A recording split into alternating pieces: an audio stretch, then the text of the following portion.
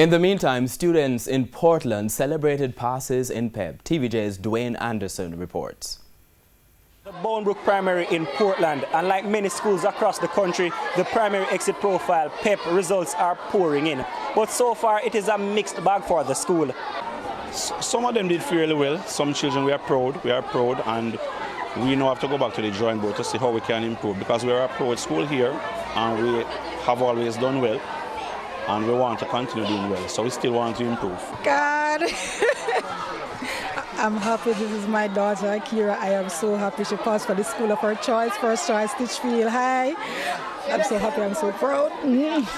I'm very happy. I'm proud of myself. It was so hard, like sleepless nights, wondering what am I going to do tomorrow or what am I going to do on the ability testing, and it was so nerve-wracking. What school are you going to?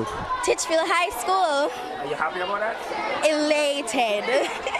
We also visited the Norwich Primary School in the parish to gauge the performance of students.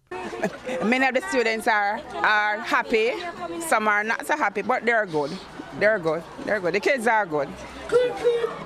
In terms of preparing to transition from GSAT to PEP, how difficult did you find that, and how do you think the students and parents found that?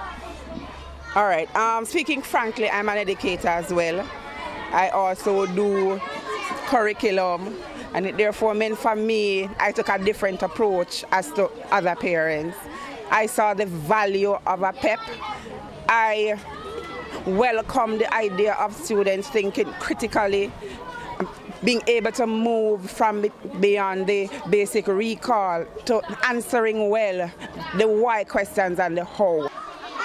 Now, while the results may be different, the message from parents and the teachers here in Portland is the same. The hard work to educating your children starts right now.